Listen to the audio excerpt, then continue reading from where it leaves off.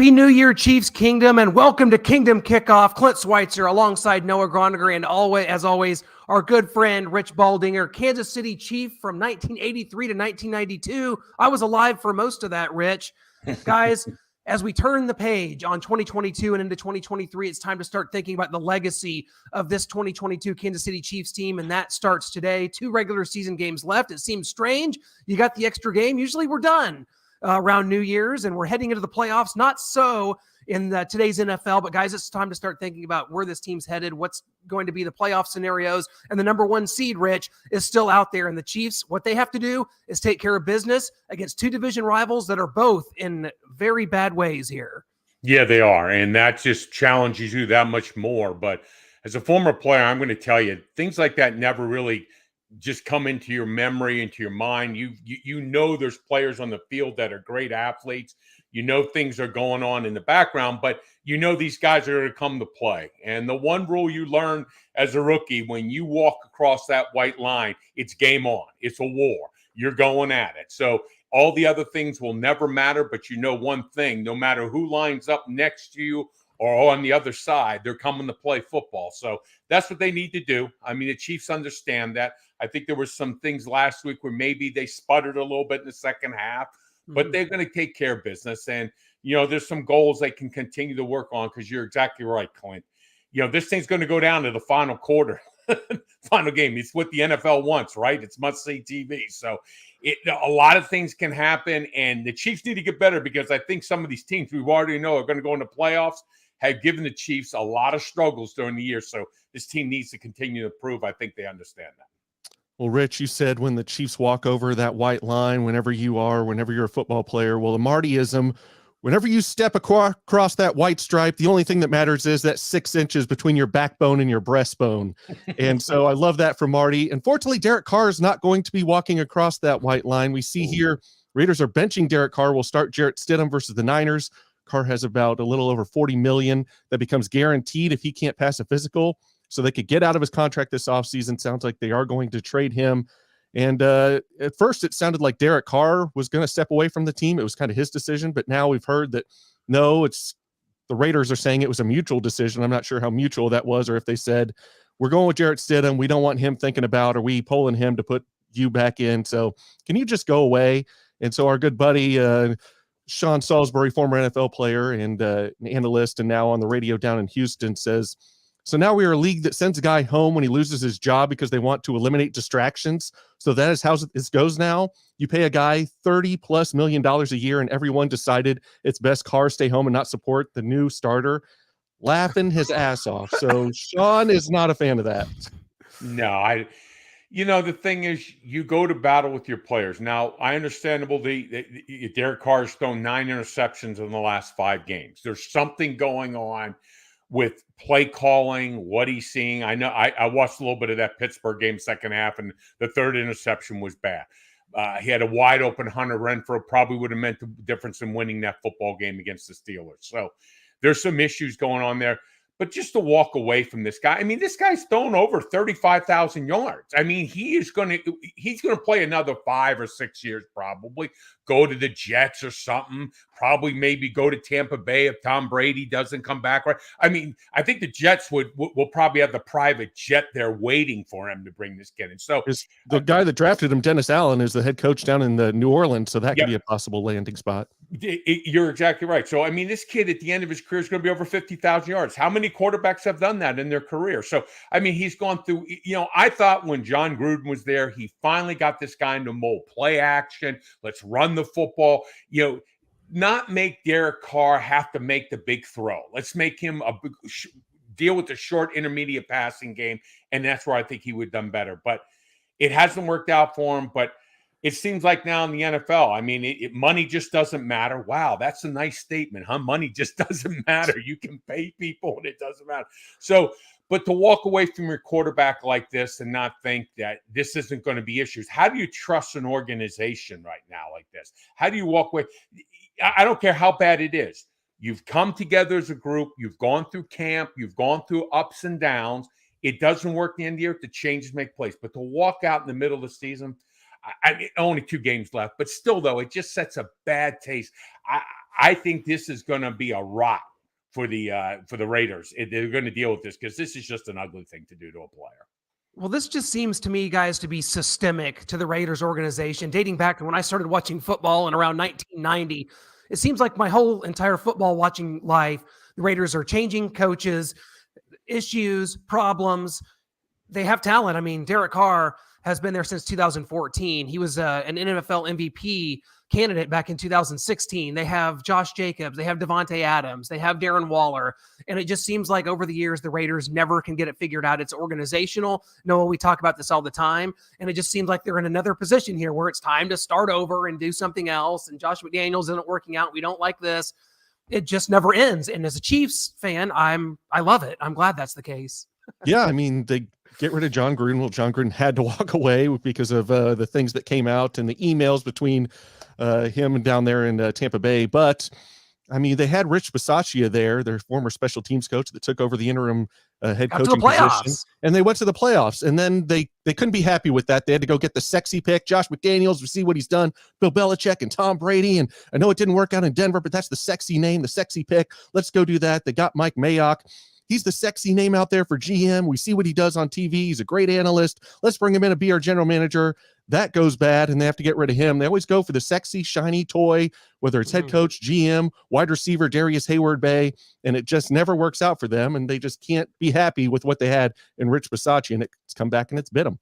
It has. And, the thing with a guy like Derek Carr, you've got to have a quarterback coach there. Changes were made in coaching. Everybody likes to talk about the head coach, but it's also assistant coaches.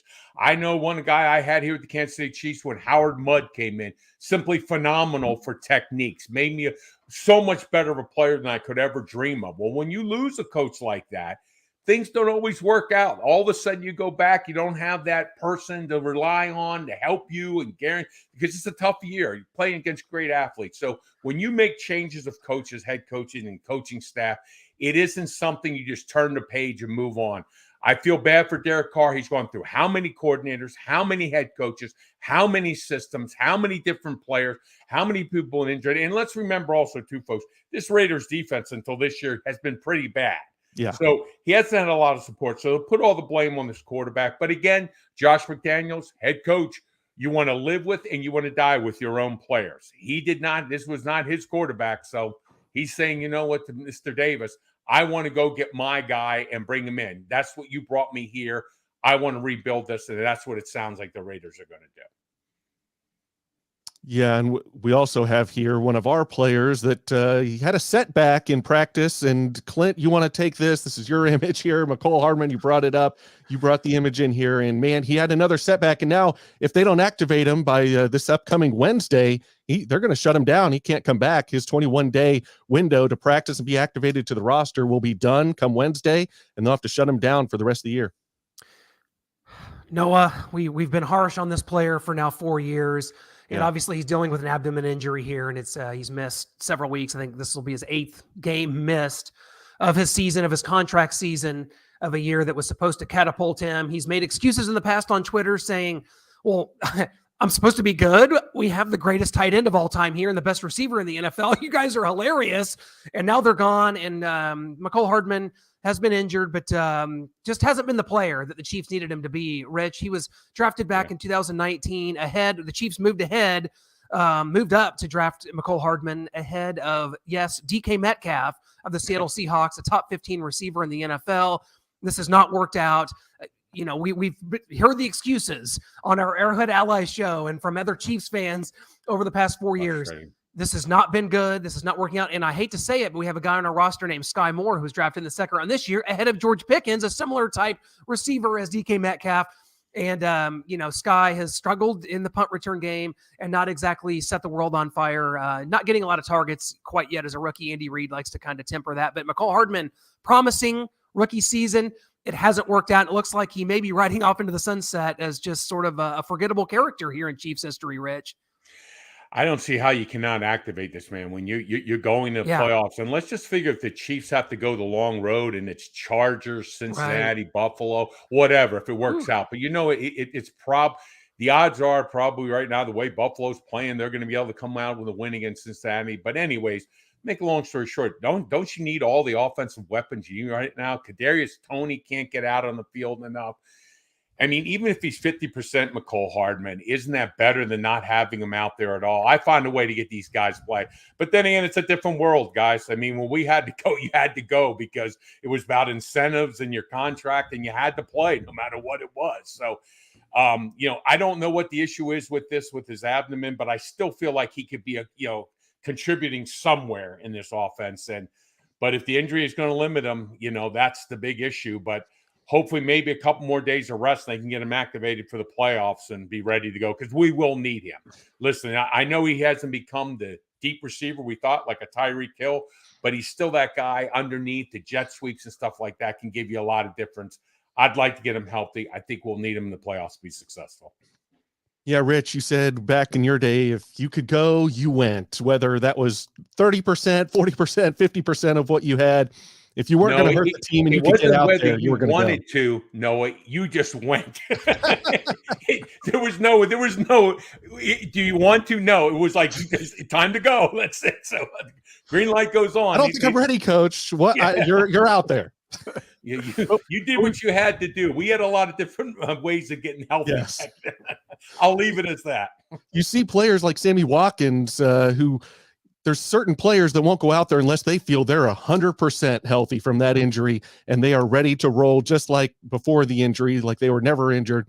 And then there's other guys that are going to gut it out and just get out there, whether it's 80%, 60%, 50%. And I think McCole lies somewhere in the middle. We've seen him kind of limping around out there, and he still tries to give it a go.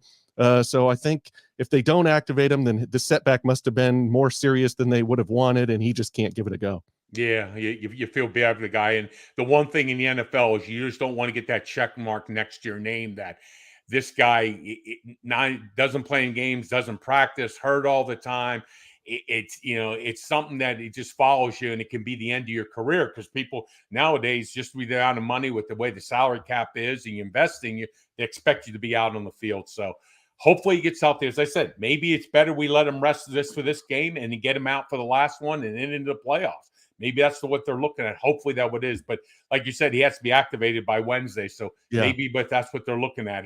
Today's game against Denver, don't really need him to be out there. Let's go ahead and get him as healthy as possible. Because as I said, when he is healthy, he is a heck of a player. We all know what he can do in the short game. He's got the speed. He's got the burst. He can make some people miss.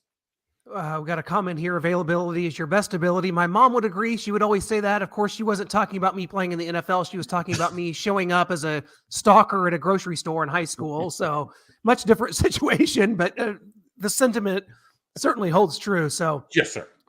We've talked about Noah about, what it would be like. The Chiefs like to throw things out here to see a formation with McCole Hardman and Kadarius Toney together. We haven't seen this yet. This is something that Chiefs fans would love to see, especially going to the playoffs. So you've got to hope that the Chiefs training staff has a plan and that the Chiefs coaching staff has a plan going forward with McCole.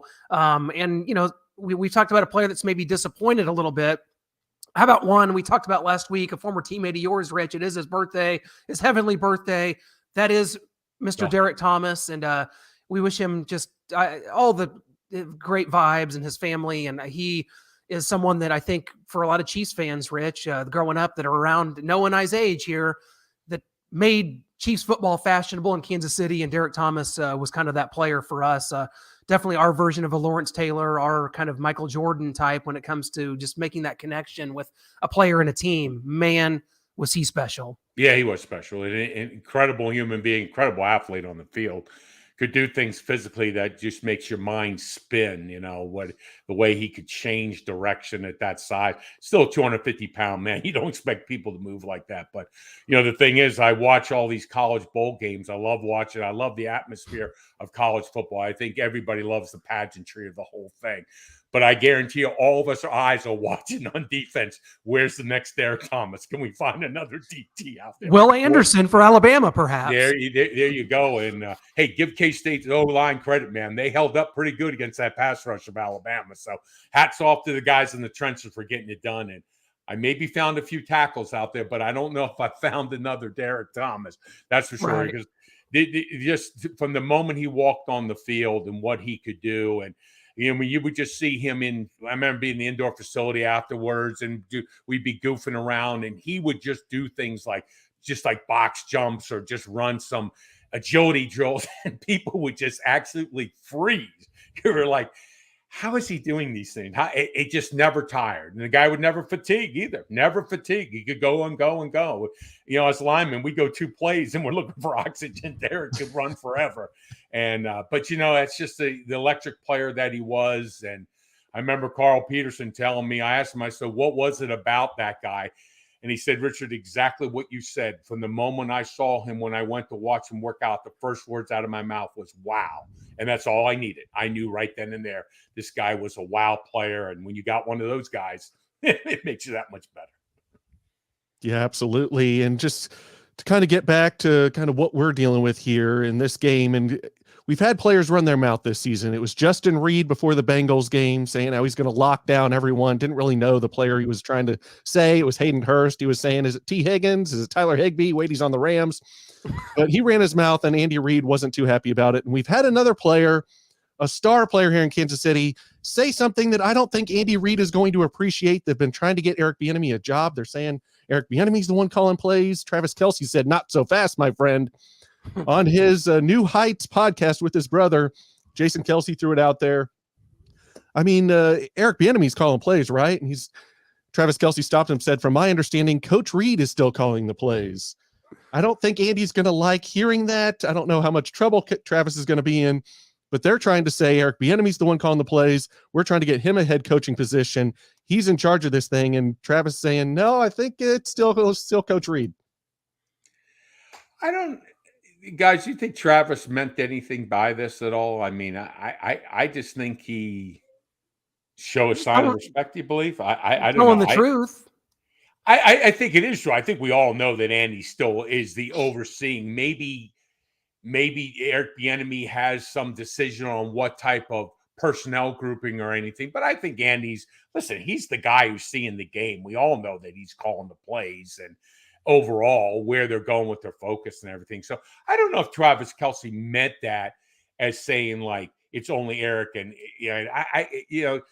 Travis Kelce's been a great person since he's been here. I mean, I don't think he slights anybody, and nothing gets Eric Bieniemy. I mean, we understand the politics of becoming a head coach and your presentation and getting in the right spot with the right team and all that. So, listen, I just don't think there's anything what Travis has done except his play on the fields to demonstrate that he's a good human being. And maybe we can take that the wrong way, but I just think that he's a good man, and I don't think he really meant to slight Eric Bieniemy by that. But then again, I'm an offensive lineman, so what do I know, Clint? Except out of a hole. It is interesting. I think that the New Heights podcast has been just a tremendous addition, and I guess that begs the bigger question here, Rich, is when are we going to get the Bald Pod with you and your brother Brian? I mean, is that on the horizon? I'd hate to lose you, but. Well, I don't know if that's going to happen, guys. I think I've kind of married myself to you here, guys, on TV on right here hey, Sunday morning. So no, I don't know. It's tough enough just during the season to get everything done. Off season, where I go and how I move and relate to the world takes me to a lot of corners. The places where most people don't think about. So, and I'm not changing. I'm not changing for anybody or anything. We would not want that. We would not want that. Now, then again, if there's one of those NFL salaries involved there, guys, there we go. I mean, we can negotiate something, but as it is right now, it's a long year, and I know my brother does so much with NFL and all that stuff, so and podcasts and everything. So I really don't see him having much time for to do any much else. Well, I'm going to trademark the name Bald Pod just in case. I'm just going to have that in my back pocket. If you can send me some nickels at the end of the week, I'll take it, buddy. That's all I need. Let's look at the playoff picture here as we kind of move ahead. I mean, obviously, in the AFC, the Bills and the Bengals play on Monday night. That's your 1 and 3 seed. The Chiefs need a Bengals victory, and as long as they beat the Broncos today, they will move into the 1 spot. But like Rich said, the Bills are playing good. The Bengals, that's going to be action-packed. Everybody's eyes are going to be on that game. That is the game of the weekend. And then you've got the Jags in the 4 seed. They play the Titans in the last week of the season. That will determine who wins the AFC South and gets that playoff spot. as of right now, the Raiders and Jarrett Stidham still in the hunt for a spot. Rich, kind of what do you make of this? It looks as if things stand pat right now. It would be the Dolphins coming to Kansas City. Yeah, and anybody we see is going to bring an explosive offense, and if it's the Dolphins coming here, we better hope it's 30 below zero, because if it's 60 if it's 60 degrees outside, get your track shoes on, because Miami's going to be hauling up and down the field. So it'll be a challenge for us, no question about it. And just looking at just across there, Tennessee, I just think of it for the Titans, maybe that's a place for Derek Carr to end up, right? Quarterback situation they're having there. He would be the perfect fit for what they do offensively. So there, but yeah, listen, Miami might be the best one that we could see right now in the playoffs. I feel defensively, I don't know if they can hold up with us right now, but you look across the board at everybody else. Maybe Baltimore, where they're at with the quarterback against Lamar, is still not playing. They don't know when he's coming back because of that knee. And you talk about mobility and quarterbacks running. Yeah, it limits your time. And this is 2 years in a row now. That's proved costly for him. So, maybe there is something to being a pocket quarterback and not taking the beating and everything. So. Well, guys, the rest of the AFC East, which started strong, the Dolphins held strong as the number one, as leading that division for a very large bulk of the season. They've lost 4 in a row. The Jets, the Patriots, can't buy a win right now. Those were teams that were supposed to be right there. And, there was a time where it looked like the Chargers didn't have a path to get in because the AFC East, those, the Jets, the Dolphins, the Patriots were just going to be in the way there. And now you've got teams like the Steelers creeping back up in there. They made it last year. They were the 7th seed to come to Kansas City. I mean, the AFC is very top heavy. There's some very interesting, just delicious matchups that you're going to see week 1, the wild card round of the playoffs. Hopefully the Chiefs aren't involved in one of those delicious matchups. But to me, it's the story is the rest of the kind of the AFC East just dropping off a cliff. And they're all going to play each other these last couple of weeks. You're going to have Jets, Dolphins. You're going to have Bills, Patriots last week. Yeah. Dolphins, Patriots. Like it's all going to. What's the quarterback situation down there in Miami? Is the kid going to play? Is that going to be Bridgewater here? Today, it's Teddy Bridgewater, Two Gloves, and for now, and they're kind of worried about his future. And this is his 3rd concussion. I don't know. They're walking on eggshells about whether to even play him the rest of the year. And people are talking about Tua maybe retiring. There's a lot going on down there. But my thing is this is even after your second one, don't you go through like major medical MRIs and to make sure there's no like contusion? I mean, aren't you going through everything when you to think now get a 3rd one? What's going on? I don't know. Yeah. I don't know all the inside, but it seems like to me a very frustrating thing for Miami Dolphin fans to think in today's world with all the medical that we have and how they support these players that this would become a constant issue. But then again, maybe it's what it is. That's the game. Some people get hurt and, you just don't overcome those concussions, and you hope the young man, as I said, he's got a whole life in front of him after football. Hopefully he's okay. Yeah, that's what people are saying. And he's been injury prone at Alabama. That wasn't really concussions. That was his hip and his ankle. But it seems like he just doesn't know how to fall correctly or brace himself. His head is always slamming back against the turf every time he gets sacked and whipped around. And so, man, you just hate to see it. And we wish the best for him, whether that's to continue to play football or if the best thing for him is to not continue to play football and think about his life after football.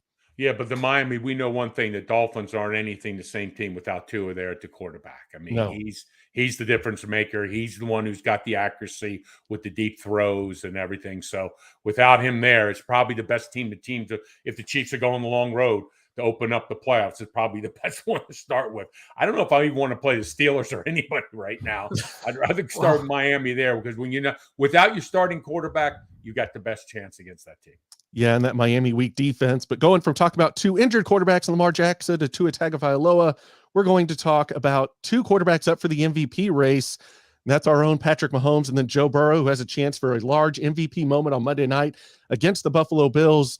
Right now, Mahomes is in the lead, around 460 more passing yards, little worse in completion percentage, but more touchdowns, less interceptions, higher passer rating. So he's in the lead here. He's in the clubhouse, but Joe Burrow has that chance for an MVP moment. If he throws 4 or 5 touchdowns against the Bills, big victory, blows them out, gets closer to that 1 seed that the Bengals are going for. If the Chiefs can slip up, I don't see that happening. But what do you make of this MVP race so far between these 2? Wow, 2 fantastic quarterbacks, just simply, what they can do in the field with their mobility. They're able to throw the ball and what they mean. But I mean, when I just look at what the Kansas City Chiefs are, with Patrick Mahomes and what he's done in the games this year, and his scrambling ability, and the game against the Titans, and just things he does physically on the field. I mean, I guess I'm going to be, a homer on this one, and I'm just going to have to jump up and down for Patrick, because I just think he means so much for this team. And the changes that took place here in the offseason, you take away a Tyreek Hill. I mean, what would Joe Burrows be without Chase or Higgins there, or Boyd? Yeah. Yeah, you take away those three guys. Is it even close? I don't know. I don't think so. And give Patrick credit. I mean, when you take away a guy like Tyreek and what he could do getting down the field and making plays, but yet still your offense this year, you look at the numbers Patrick's done, how he saves his offensive line so many times. That I think it's a tough pick. It really is. But I think Patrick is the difference maker for the Chiefs. No question about it. Yeah, he kind of had his MVP moment against the Seahawks, bracing himself barely in bounds with his left hand, touching the pylon for that touchdown. Insane. But no, we've talked about it. Tried doing that, we'd be on a gurney for a week or so. I know. I was worried he was going to shatter his forearm or something. I was like, no, just go down. Yeah, you worry about things like that, but that's just what he does. I mean, just his physical ability on the field, be able to see that. Listen, Joe Burrow's got an incredible arm, and he's mobile, no question about it. But Patrick, when he's out in the open space, I don't know if there's anybody better in the NFL right now than him in throwing the ball. Now, I know people are going to tell me about they're going to say, well, Joe Burrows has done it too. But I think when you look overall for what an offense is and the changes taking place, and we've always haven't been supportive of Patrick with the guys around him not playing as well as they can. Patrick finds a way to get it done.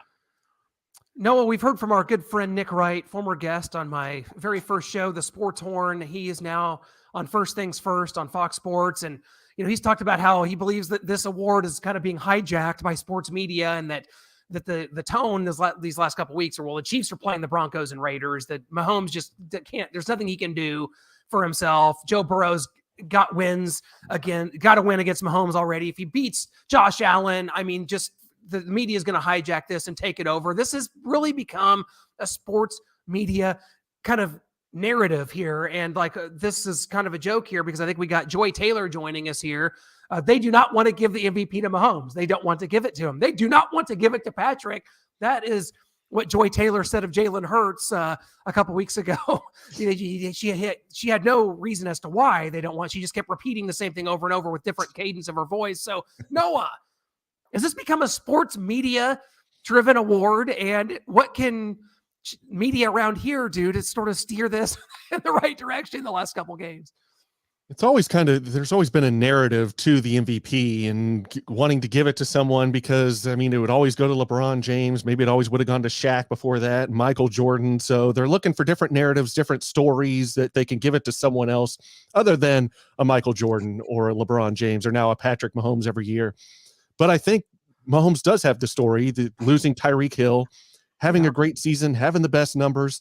Now, I think this kind of slow plodding games between the Broncos and Raiders to end the season, and while Joe gets to play the Ravens at the end of the year, but he's coming up on Monday night, we keep mentioning it, against the Buffalo Bills, I think he's going to have chances for some MVP moments if he wins those games. If the numbers end up being close, if Mahomes only puts up 1 or 2 passing touchdowns, not many yards against the Broncos and Raiders, and Joe comes storming on with 3 or 4 touchdowns per game in the next 2, the numbers are close. He's played the games that have the most eyes on him to end the season.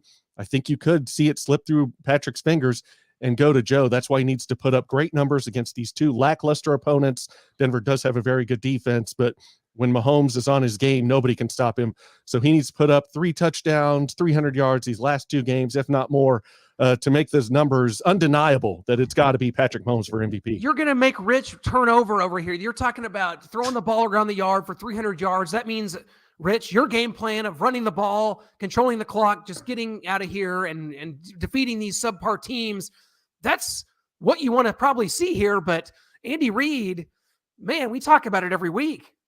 Is he going to be content to do that when you've got an MVP perhaps on the line and you've got 60 degrees out at Arrowhead today and you're going to go to Las Vegas against Jared Stidham? I think it's going to be hard to take the finger off the button, so to speak, and sort of let this play out the way, like Rich, you talked about last week against the Seahawks, which the Chiefs lived up to that game plan, so to speak, for a bulk of the game.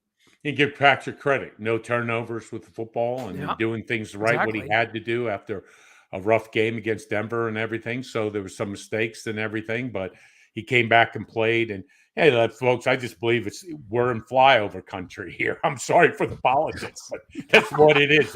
I think anything they don't want to, I'm sorry to say, I think TCU going to Georgia, they're going to do everything they can not to give it to TCU and the Big 12 in that game. So, yeah, I mean, you can cut hairs on this on terms of numbers at the right time and who had a bigger game. And yes, Joe beat one-on-one in the game against the Chiefs. He took care of the Chiefs again.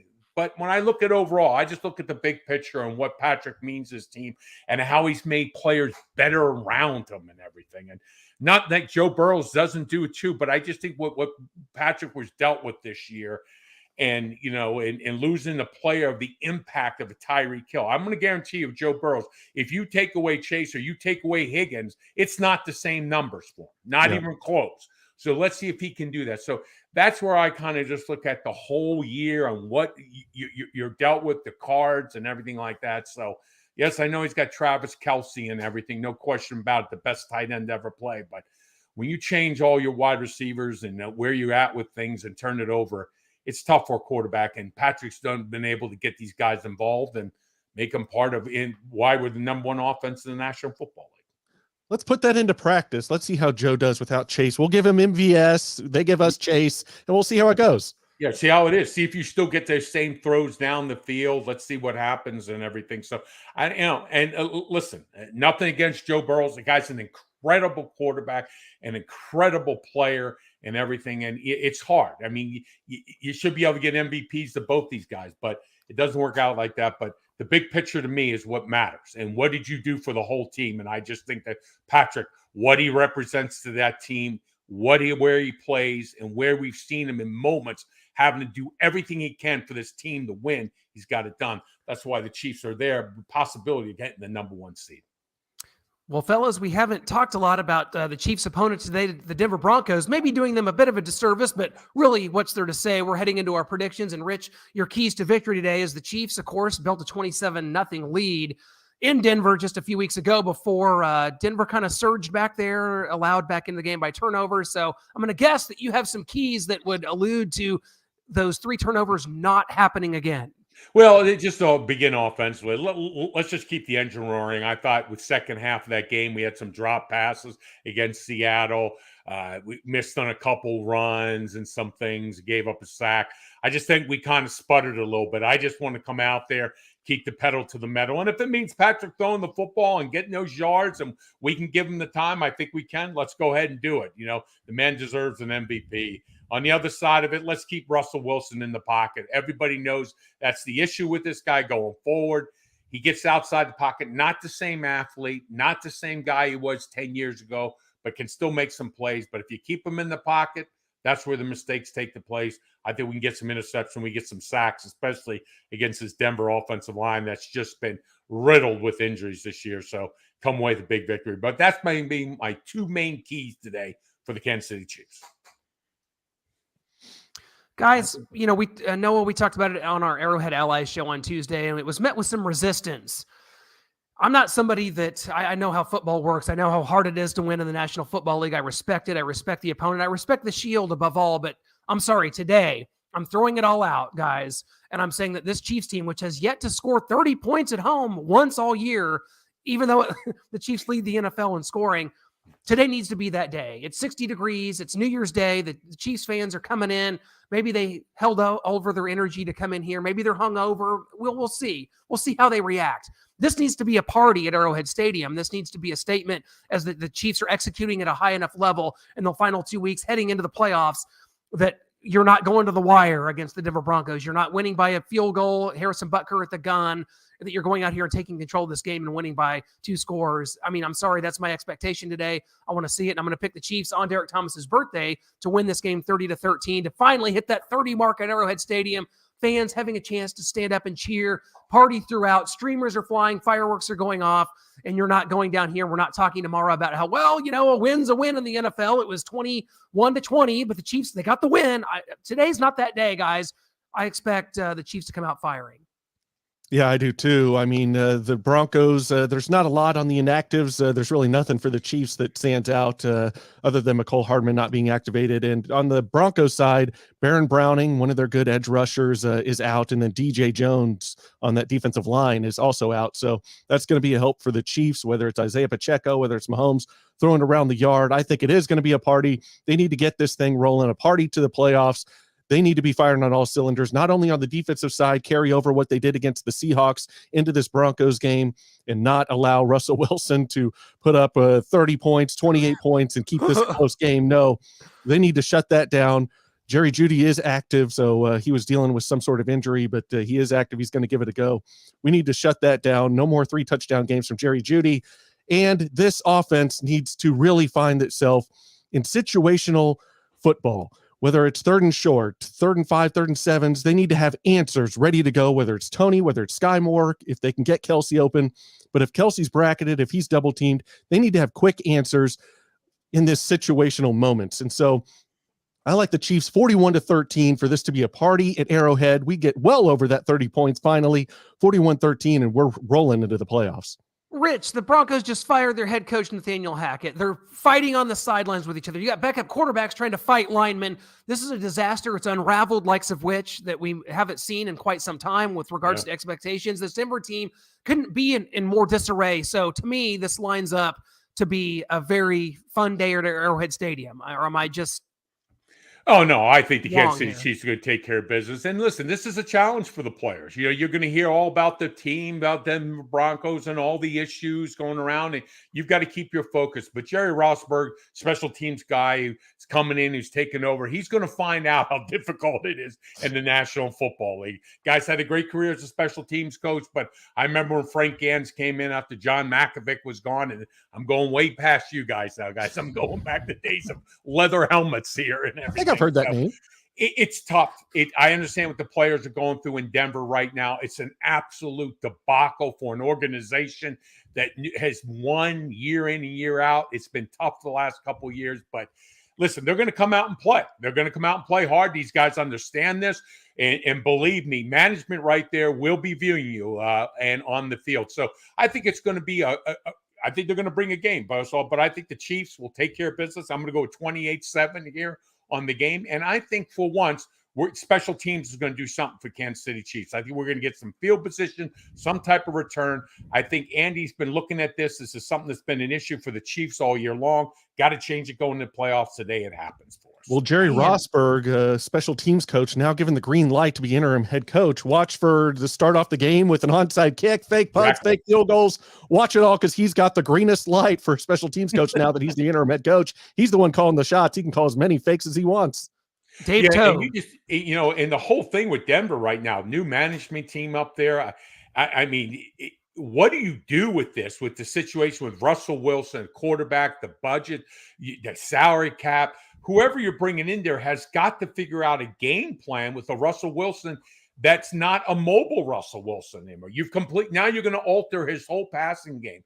But you've also got to build on the offensive side of the ball. I mean, the O-line's a disaster still up there for them, but trying to build now. So that's going to take a special coach. And I don't know what coach really wants to come in there and have to live with that for a couple of years. Yeah, people keep saying Sean Payton. Like, yeah, that's the sexy name out there. He doesn't want to go there. Yeah, why would you want to go there? If you know that it's not going to be your person, it's tough for a head coach to come in and say, these are your cards, you're going to live and die with it. Not many coaches want to walk into that environment.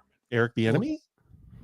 Well, it might be a possibility for him. This might be a place for him to go. It'd be a challenge for him. It really would be a challenge. But this would be a testament to him if he did go up to Denver and make something out of it. And people say, well, it's Russell Wilson.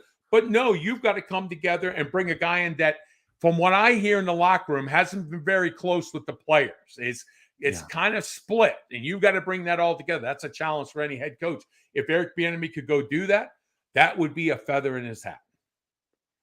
No question about it, guys. If you're heading into Arrowhead, you're finding your seats right now. If you're at home with your families enjoying this beautiful New Year's Day, we hope that you've enjoyed our Kingdom Kickoff here today as we set the scene for you, Chiefs and Broncos, and maybe even bigger yet, tomorrow night, Bills and Bengals, guys. That's going to be the biggest game remaining of the Chiefs season, to be honest with you. So keep an eye on that. Keep an eye on things today, guys. Have a wonderful day. Enjoy it.